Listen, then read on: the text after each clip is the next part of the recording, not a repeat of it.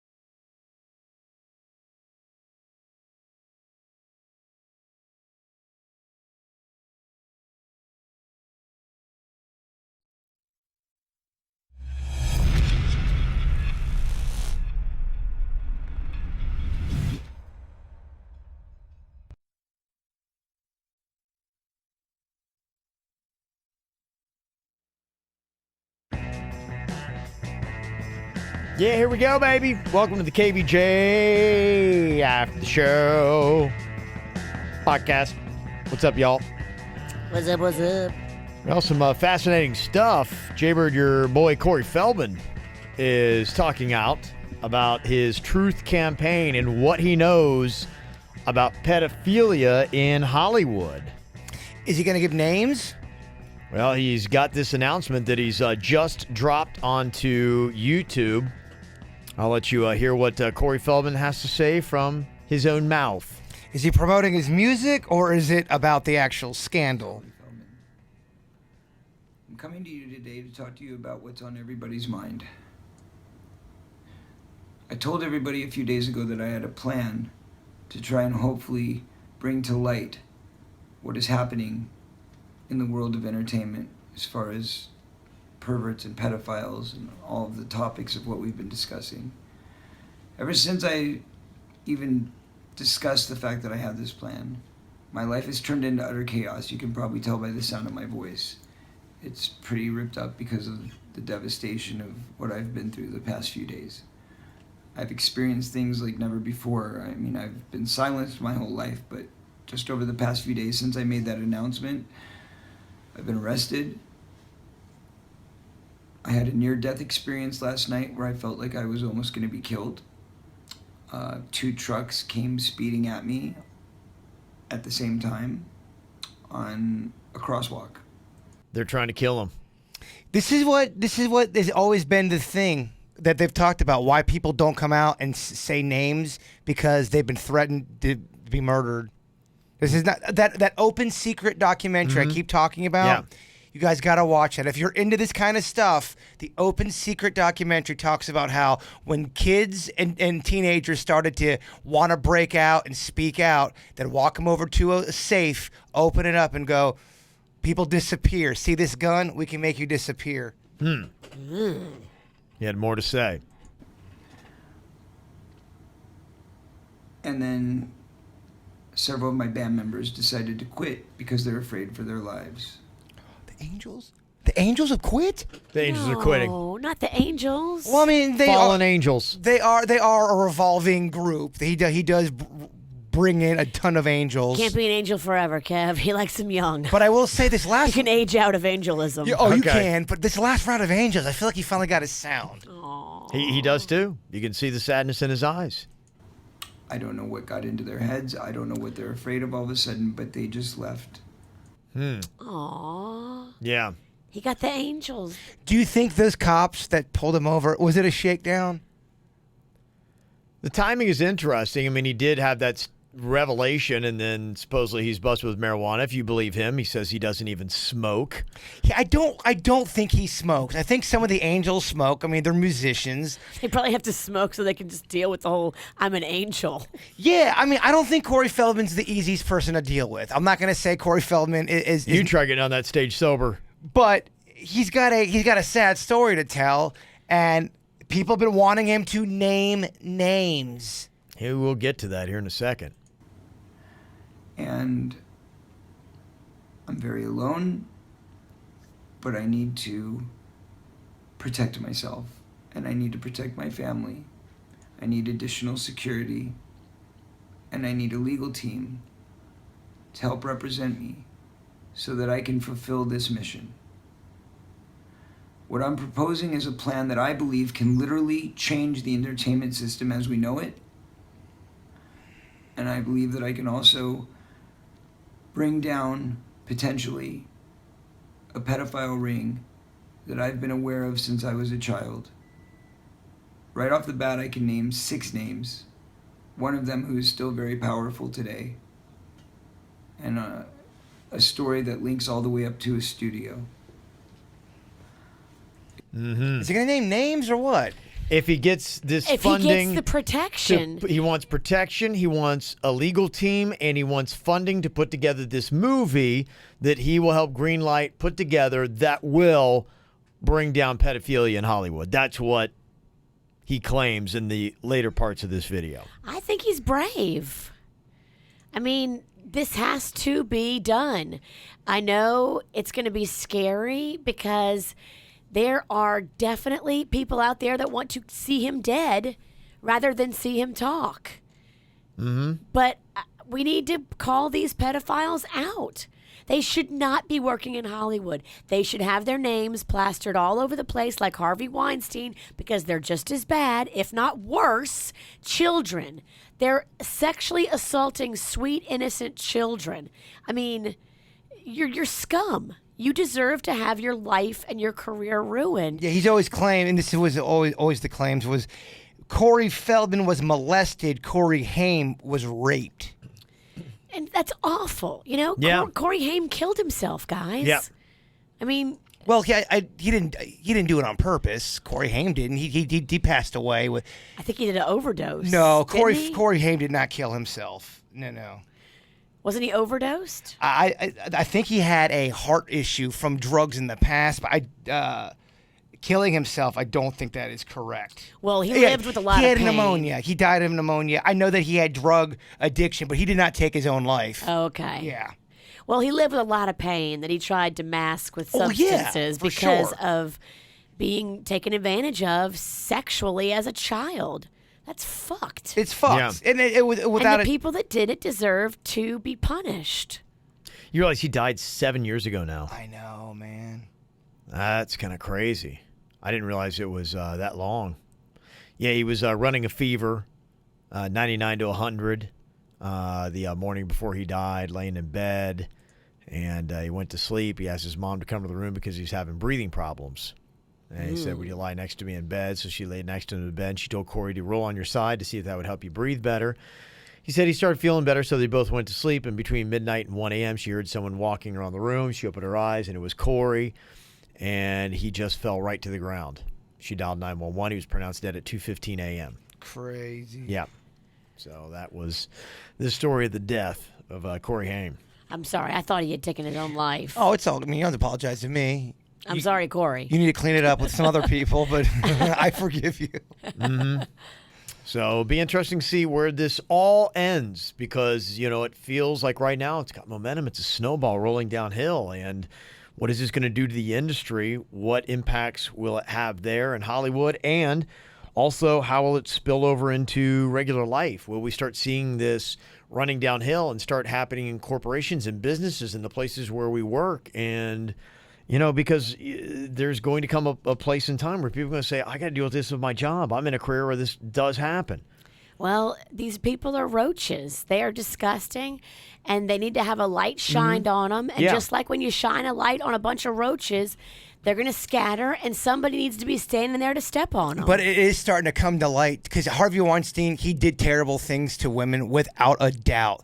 But there are actresses that are being very quiet. I know I said this yesterday, but I think you're going to start to hear who and what they did that willingly went up there to fuck him, to get a part or to get something edited out. They willingly did that. And you know what? For me, I don't care about those. It's the ones that he took advantage of, that he manipulated, that he forced himself on. I mean, if you go willingly into a room with Harvey and you know you have to blow him for this part in the movie and you're like, all right, take it out. Yeah, that's not it's awful. That's awful. But it's not the same It's not. as him forcing himself on these girls. I mean, Yeah. it still is awful, but it's kind of a business arrangement if you think, oh, okay, this is what I should do to get my deal. Well, the only reason why I bring that up is I think you're going to start to hear those names now leaked out. That's the whole thing. Everyone's leaking out names on And everything. they said all you have to do is you have to look at the Miramax movies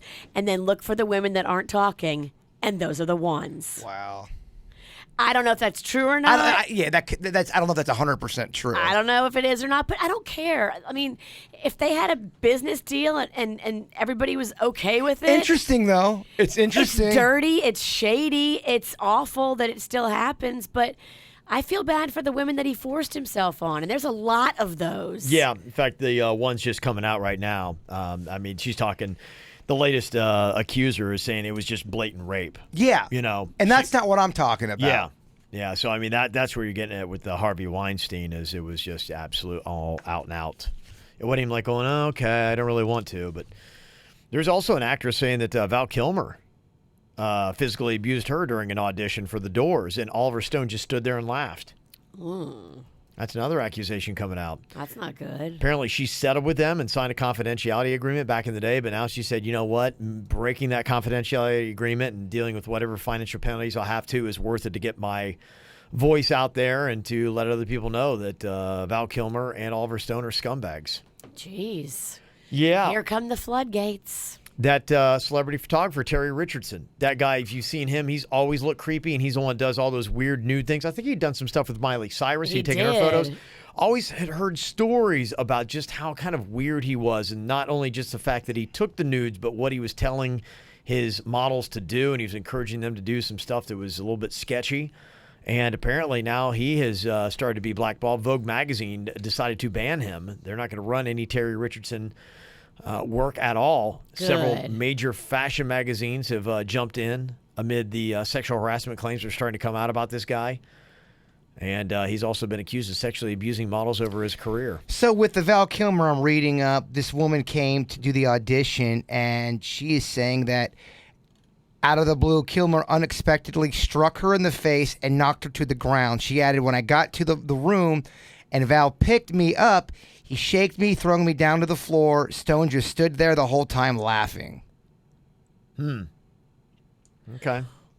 What kind of audition is this? It was for the Doors. I mean, was there supposed to be a violent scene in it and he was working it through? But I mean, I don't know. These are the kind of things where this is what's going to be difficult in Hollywood. I mean, there's a clear line, black and white, to walk through, and then you're going to probably start seeing some of these cases where it is one of those businesses that is not going to be like your standard come into the office, sit down to get a job. I mean, yeah, because things you portray in movies, the graphic nature that is used sometimes sexually and with other violence and things like that, they may want to see something out of you. And yes, it may be tough, and that might be to the point where it's like every audition needs to be on camera. And clear. You need to have witnesses come in. You need to, on film, say, I understand in this scene, someone is going to come up. There's going to be physical contact. I'm going to have to be abused or it appear like I'm abused, and I am fully and willingly saying that, yes, I'm going to be able to do that. I don't think there's anything wrong if Hollywood gets to that, and I think it should get to that. Because absolutely. I know in radio, a majority of the stuff we do has to be that stringent. Hollywood has to be that way, too. But if you're somebody and if you have that and you willfully put yourself into that situation, and then years later you'd be like, oh, he punched me, knocked me around, this and that, be like, well, we got a tape. I mean, look, don't try out for this part. Don't be an actress. Don't whatever. At that point, then you can say that. If you're willing, if they tell you, look, you have to do a nude lineup for this role, Yeah. you're going to have to stand Right. up there, and you're going to have to get critiqued. You can leave at any point. If you still go through with it, and then they critique you and you get your feelings hurt, and then it's on you. It's on you. Yeah. You have to take responsibility. But if you are in a situation that you're not asking for something, and they do that, Right. you've been assaulted. And if you're trying to say, I want out of this, and they're not letting you out of Yes. it, then that's a problem. No means no. Yeah. In any scenario, if you're in it and you vocally say, no, I don't want to be a part of this, physical, sexual, whatever it is, that needs to be respected. Yep. No needs to be no, and then everyone needs to go their separate ways. Well- I don't think a lot of these guys have ever believed when they hear no. Yeah, I agree. No to them is nothing. It's a speed bump. And they're going to blow right over it. There was that one clip we played, and maybe there's more to the story, so maybe someone could let me know, but it was Jennifer Lawrence talking about how she had to do a lineup, and the female woman that was checking everyone's body told her she had to lose weight. But this is all stuff she knew going into the lineup. So I at that point, I don't feel bad because you willingly know that'd be like me doing a stunt. I knew about it. I wanted to do it. Yeah. And then I come back and blame Kevin for saying, well, Kevin kind of made me do this and I didn't feel right. I got to take responsibility of that. This is why Hollywood needs to start policing itself and setting its own guidelines that are realistic and reasonable to say that. Because, it's possible, too, that we want a female form that is of certain weight because that is the character. That is what is going on. It could be a woman that has eating disorders or whatever, and that's what we want to portray. So we need to have this size or this look or whatever it is we're going for. And I think at that point, if that's what they're doing, they have every right to do that, to say, this is what we're looking for because this is the role. If you don't want to be a part of this, they just have to be crystal clear. Yes. And they have to document it. And they have to also have the recognition of the person that they are putting into that situation to say, you need to acknowledge, yes, that you fully understand what is expected of you. You can't do that. And then if you come out later and start putting us on blast because we did this nude lineup, we're going to be like going, let's play the tape of Jennifer Lawrence saying, I fully understand. I'm going to be in a nude lineup. I'm going to be judged. I'm going to be critiqued. I'm expected to be a certain weight. I get it. And correct me if I'm wrong, because maybe I don't have the whole story, but that clip would lead to it was a lineup for Hollywood, and then the woman said she needed to lose some weight. That's not the same as what everyone else was talking about. With any of these things that happen, you're going to have the things that are clear cut. Yes, absolutely. It's Harvey Weinstein stories that are they blow your mind. But then you will have the things that start getting grouped in that you got to be careful of, like the Jon Snow, the guy that plays him, saying I felt objectified when I took my shirt off. So you're going to have to really start saying we need a clear line of definition and separation to say we've got true victims here, and the other part of this, hey, look, you're in Hollywood, you're going to take your shirt off, you're a hot dude, you're going to be objectified sexually, just kind of part of what you got going on. So that's a different level of what we're talking about here. Let's not try to put the two together. You know nothing, Jon Snow. Yeah. That's where it'll wind up. Talking a little bit about Robert the Doll last couple of days. Boca Steve said, did you realize they made a movie? Did not. 2016, The Curse of Robert the Doll. Oh. The description on IMDb says, a cash-strapped student who starts working the night shift at a museum suspects that one of the exhibits, a creepy vintage doll named Robert, is alive and wreaking havoc after hours. It's a good little write-up. Mm-hmm. If you want to go see it, The Curse of Robert the Doll. Nice. It looks like it might be a half star. There are some movies that don't get a star. It's pretty sad. Go see it or don't. The producer of the series The Day I Met El Chapo is calling out Sean Penn. Remember, Sean Penn's like going, don't release this on Netflix. You're going to get me and my family killed. El Chapo's going to think that I turned him in or I'm the reason why he's in captivity.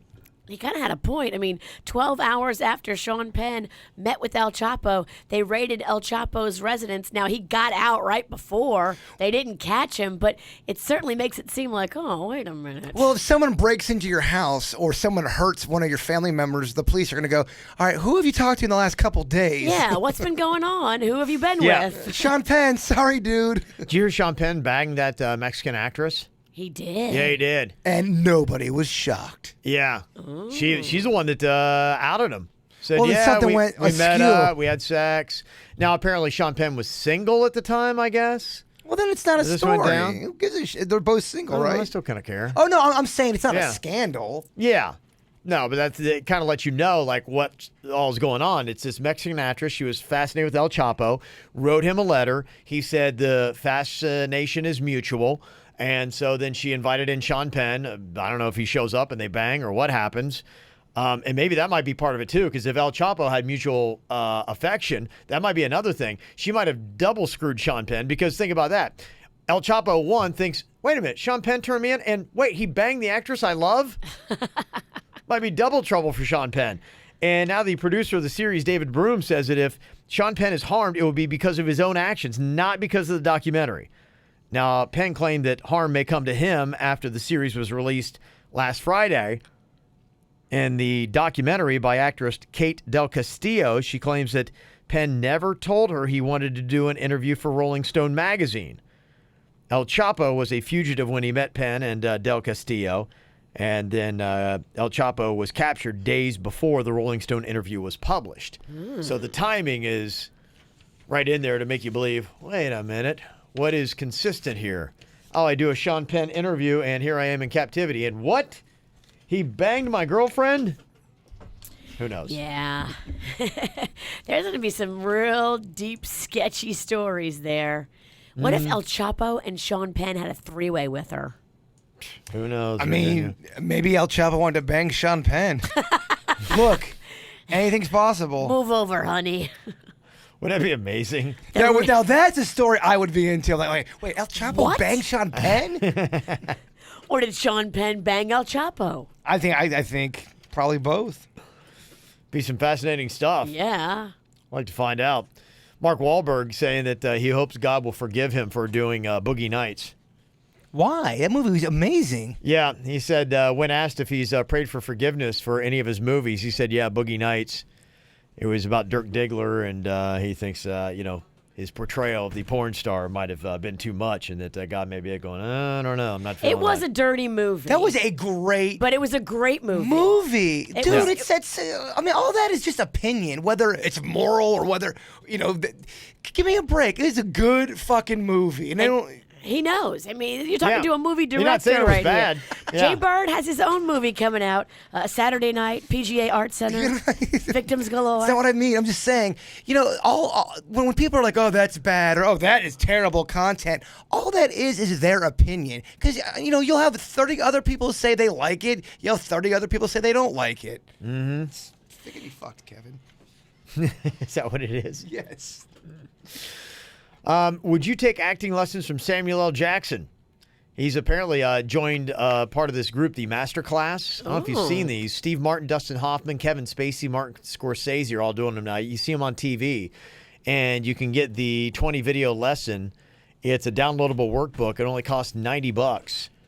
And Samuel L. Jackson will be on there giving you lessons on how to act. He's awesome. His interviews are so good. I love his interviews because he just doesn't give a shit, man. I guess those things aren't bad. I mean, when I was in college, theater was my minor, and they were there giving you acting classes. But, I mean, if you could spend $90 and, in a sense, really kind of get the same one-on-one, if not better quality stuff, which I assume you probably would on acting, that's what I got to tell you. Honestly, these days, do you really need to go to college to get your acting degree? Just go to YouTube University. Yeah. I'd much rather learn from Samuel L. Jackson than some boring drama professor. Look, I never learned how to. College never taught me how to make cheese enchiladas. YouTube did. I'm just saying. You got a degree in cheese enchiladas? No, but I'm just saying, college. In eating them, yes, college, he does. They didn't teach me how to. He holds several titles and degrees in eating them. College didn't teach me how to make an enchilada. YouTube did. Thank you, YouTube. They don't offer a major in that? No, but I'm just making a point that nobody clearly gets. I'm just making a pointless point. I don't think it's that pointless. Yeah, it's too above Your you, points man. are very round. Nah, man, it's a woke statement. You guys are just sleeping. I love that woke. Woke. Oh man, Katy Perry, she's woke. Yeah, woke. I see now. I see the light. See the light. I'm on this thing. I get these emails. Quora is it? And you go on there and you can ask anything. And then the forum people try to answer your question. Somebody asked, what was the most profound piece of wisdom you came across in a movie or TV series? I thought that was pretty good. I think this is from How I Met Your Mother. Ted Mosby. You know that character? Anyway, Mosby. I think that's what the show is. I'm just looking at the still shot of the actor, and I'd never watched it, but I think that was what it was from. I'll Never get it. watched that one either. I'm I'm on it. sorry. Ted Mosby. He said this quote, and somebody said, this is the most profound thing I ever got from a TV show. His quote was, that's how it goes, kids. The friends, neighbors, drinking buddies, and partners in crime that you love so much when you're young. As the years go by, you just lose touch. You'll be shocked, kids, when you discover how easy it is in life to part ways with people forever. That's why, when you find someone you want to keep around, you do something about it. It's good. Mm-hmm. You kill them and stuff them and put them in a closet. Wear their skin like a winter coat. That's exactly what you do. That's what I got out of that. Good Will Hunting's got a good one where Robin Williams is with Matt Damon by the lake. And he's kind of breaking it down. It's like, you could probably tell me all this stuff from a book, but you've never actually held your best friend dying from a war. You could tell me about all the wars in the world because you've read about them, but you can't tell me what it's like to lose someone. Or you could probably quote me a sonnet, but you've never really truly been in love. It's good stuff. It's good. Yeah. They really do, honestly. There's some profound stuff in some movies where I go, wow, man, that spoke to me. Yoda. You laugh if you will. But Yoda in Empire Strikes Back gives such great life advice. I mean, it's amazing. Yeah, I hear you. You can pick up some great stuff. That wasn't a sincere I hear you. I lost the room with that one. Well, I don't even know what Yoda has said, and Virginia. Kevin's ready to move on. So I'm totally you're into it. figgity fuck. You know what I'm talking about, right? You can't use that word. That's mine. You can't use my own word. I Oh, took your she shit. just stepped on your word. I took your shit. I'll do it again. Next thing you know, she's going to be throwing out woke. Bigfoot is real. Woke is now. I'm actually making fun of people who are saying, "Oh man, I'm so woke." Yeah, latest thing about millennials to get you to bitch about here today. Check this out. They say that McDonald's, Outback Steakhouse, and several dozen restaurant chains are using daily paychecks as a mean to give low-wage workers more flexibility with their finances. So you're going to get paid. that. I don't hate it. I don't like hate that. I mean, bills come out like that. Bills hit you on a daily basis. So if you have money in your pocket and you don't have to wait for every 2 weeks, that's a good thing. I wonder how chaotic that would be from a billing department, though, Oh, I mean, if nightmare. somebody's walking out the door to hand them a check every day. Nightmare. It'd be a nightmare for them. They'd have to hire someone they'd have to redefine that position. They'd have to be on scene every day paying people as they go. You'd have to have your bookkeeper, whoever your accountant cutting the checks is, there. Yeah. I just read an article how it's not cool anymore to make fun of millennials. Like that joke is tired. Like millennials. Who said that? Yeah. Millennials? Well, I don't know. It was just I don't know who. It was some article I was reading. Nah, it's Kinda- still fun. I can tell you from experience. Kind of how it's like it's not cool. It's tired to make fun of Nickelback. It's now tired to make fun of millennials. No, Yeah. I still make fun of Nickelback, and I'm still going to make fun of millennials. You're just not woke, dog. You're just not woke. Millennials, your work ethic sucks. Oh, jeez. That's not true. I will say it is a media-driven thing to say millennials don't work hard. I know plenty of I think millennials it's a that work popular hard. thing to, people love to jump on. They do. Pile on, something like that. Yeah, I agree. I think, you know what?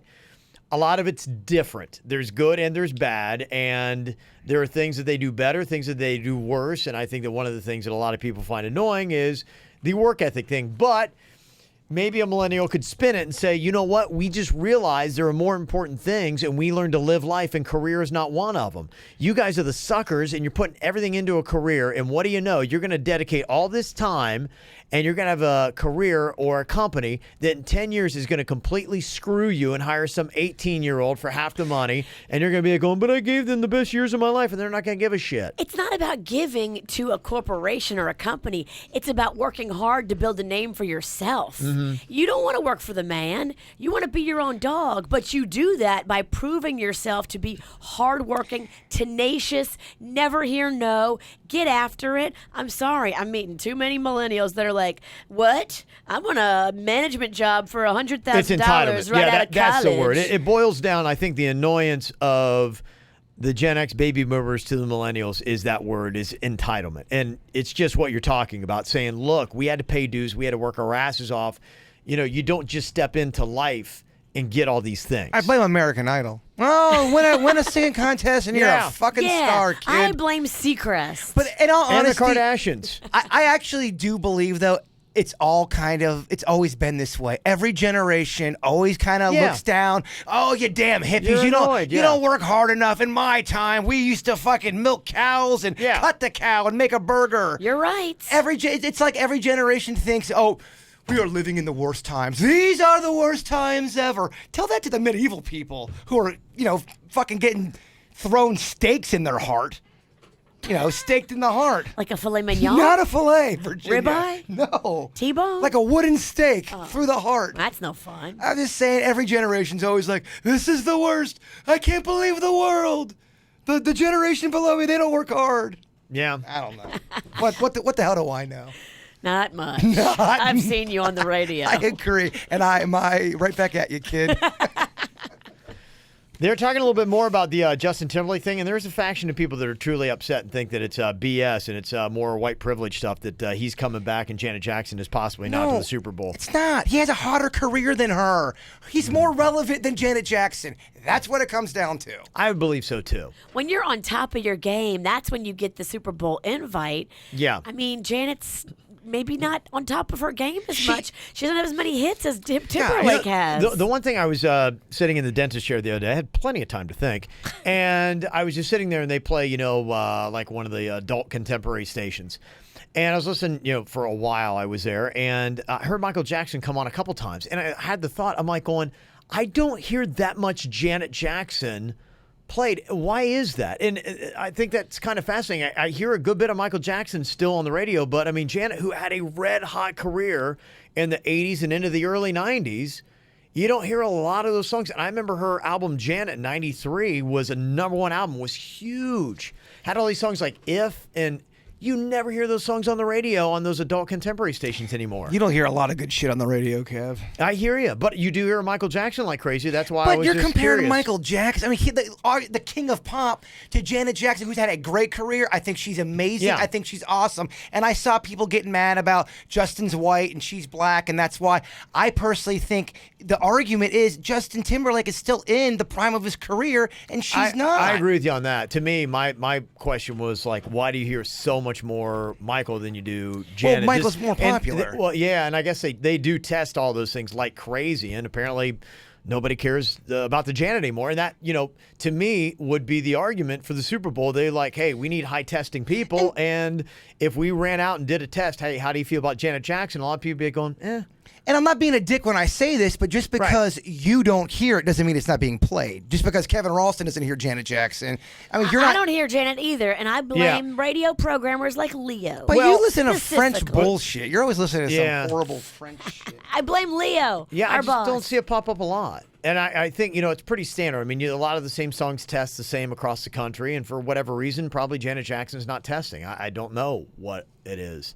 But there's a lot of artists that were really popular and had major hits, and all of a sudden, you'll never hear their shit on the radio. It's weird. Some songs age really well, and some don't. It's a crazy thing. But it doesn't. I think it all goes back to the whole Harvey Weinstein shit. There are people in power who are picking what they want. It is not a representation of what everyone wants. People in music, in radio, in all industry, especially we're talking about the entertainment field. There's always a gatekeeper saying, "Yeah, that's good, that's not," and that's shit. But what they're doing here because I've seen a lot of the radio testing, I know exactly how they do it. I mean, they're not like picking favorites. They're just, I want to put on whatever people are going to listen to. Kev, those tests, though, all those surveys and tests is always something. It's information you get to support your argument. I know. I've never. I don't think they have a horse in the race. You see what I'm saying? They're like, they don't care. It's just arbitrary. They're like, we're going to put these 300 songs in, and they'll always put in new songs, and then they'll get a report back after doing call out to 5,000 people, and they'll say these songs test well and these don't. I just know some of these tests are not always legit. That's all I'm saying. I'm not saying it's 100% accurate, That's all but I'm saying. they do seem to nail it down, I'd say pretty good from the way I've seen. And the music that's like Janet Jackson's been tested over and over for 20 years. I just know how radio, there's so much shit that's overplayed in radio, even with the old stuff. There is a formula they're doing that does not represent everybody. We get complaints all the time about the same songs. Nothing playing. can ever represent everybody. No. And I agree with that too. You can never have the ultimate radio station because somebody be going, nah, it sucks. But there is a power. There's always power at all of this stuff with everything. Well, your broadcast stations are your mainstream stations. You go to satellite and they can do more of the niche stuff and hear that kind of stuff, or you'll hear it. But yeah, I'm just saying on the mainstream broadcasts, yeah, apparently it's just not a mainstream favorite. I feel like Corey Feldman trying to speak out right now, being silenced. You can speak, you're being heard. No. You're quite the hero. Yeah. Just kidding. Let me see what else we got going on. Oh, yeah, talking about 90s music.